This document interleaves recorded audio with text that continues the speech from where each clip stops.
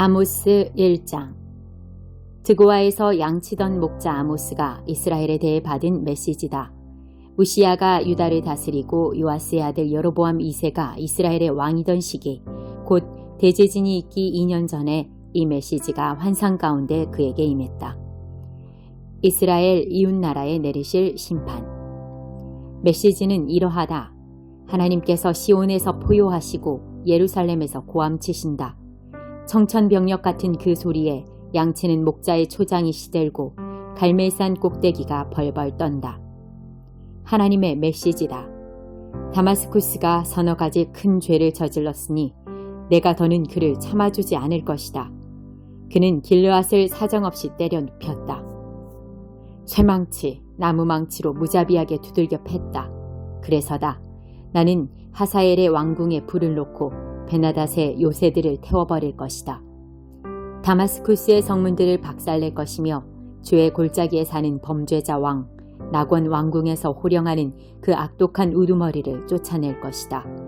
그 땅의 백성들은 그들이 본래 살던 곳 기르로 돌려보낼 것이다.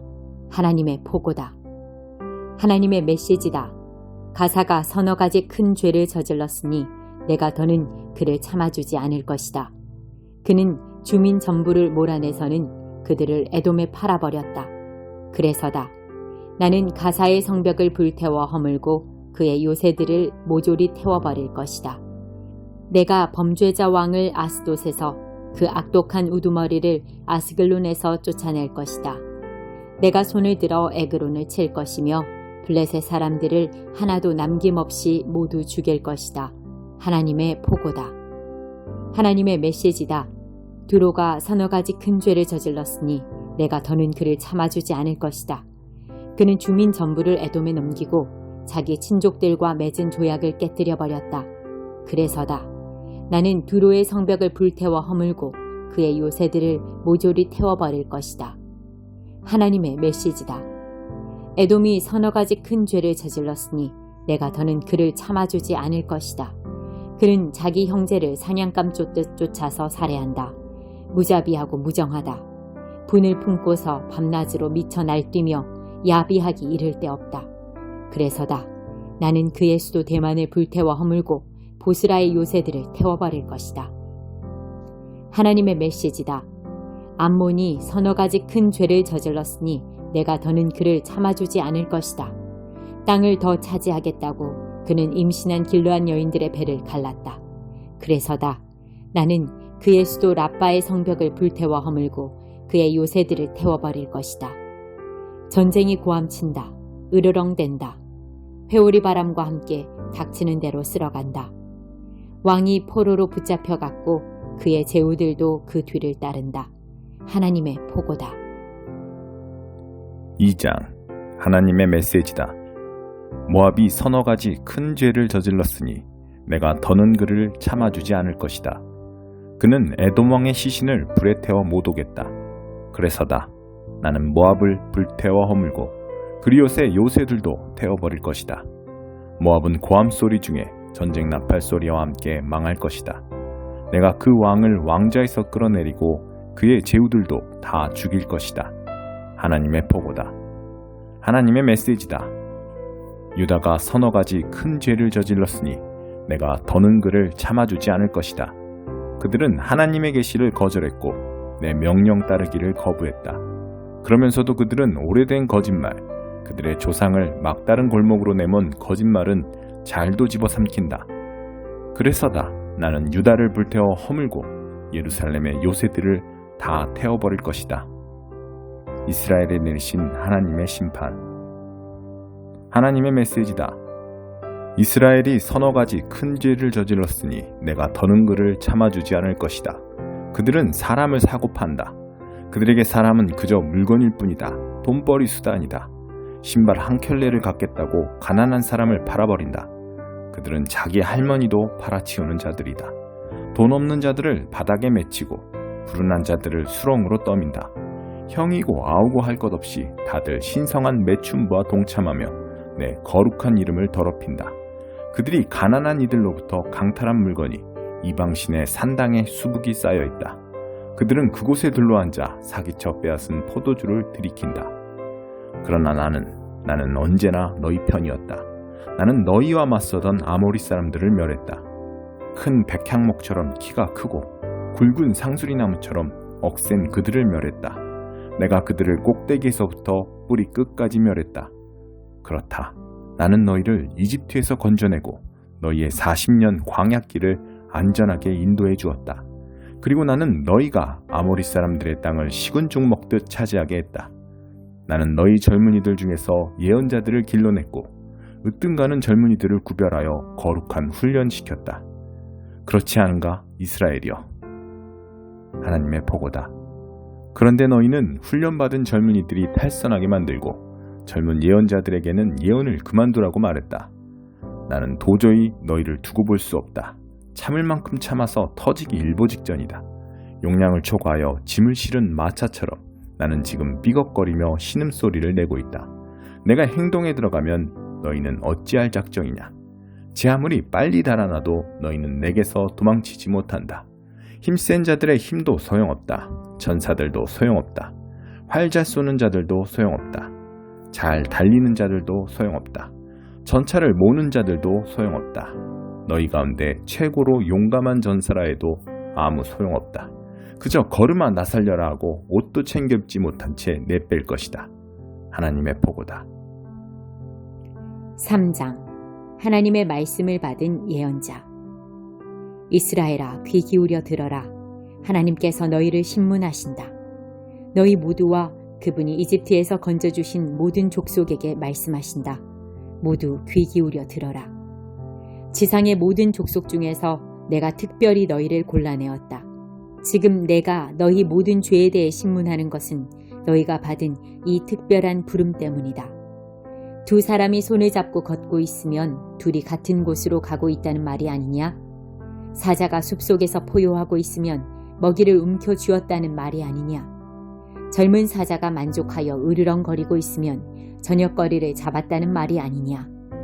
새가 바닥에 떨어졌으면 돌에 맞았다는 말이 아니냐? 덫이 탁 하고 닫혔으면 무언가 덫에 걸렸다는 말이 아니냐? 마을의 경보가 울리면 주민들이 놀라는 것은 당연하지 않겠느냐? 재앙이 도성을 휩쓸고 있으면 그 뒤에는 하나님이 계신 것이 아니겠느냐? 그렇다.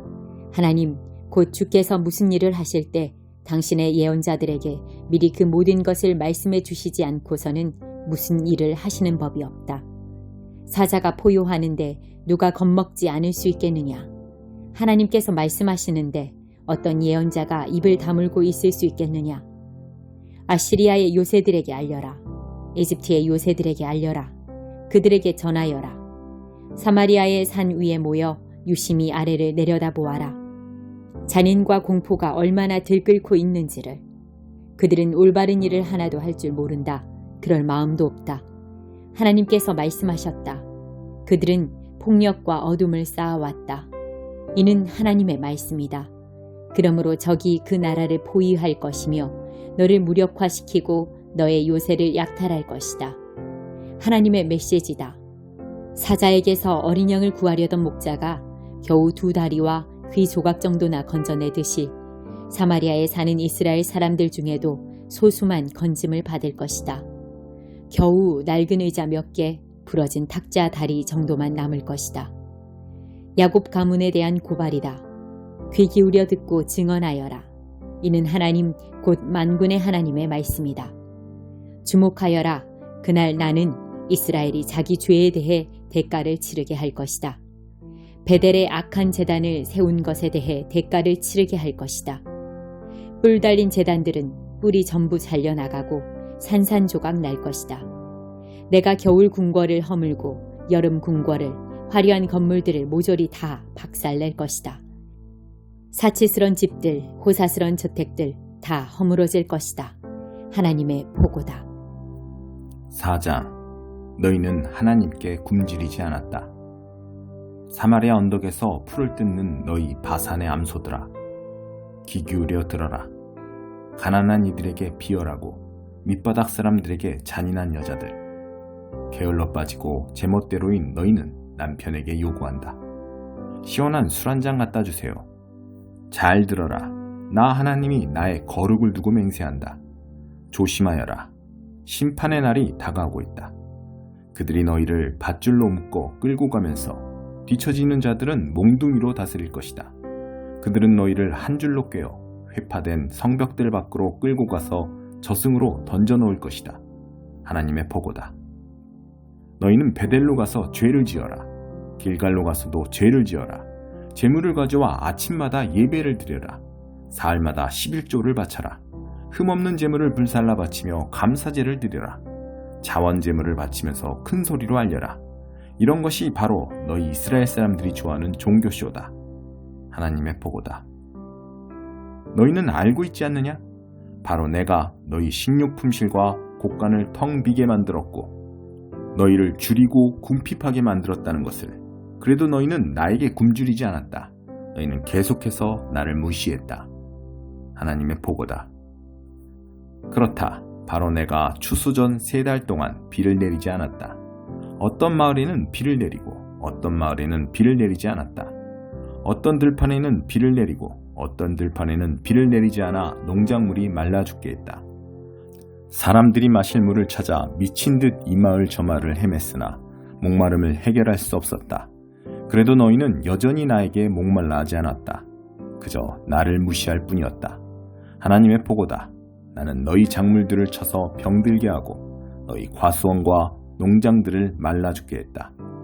메뚜기들이 너희 올리브나무와 무화과나무를 다 먹어치웠지만 그래도 너희는 계속 나를 무시했다.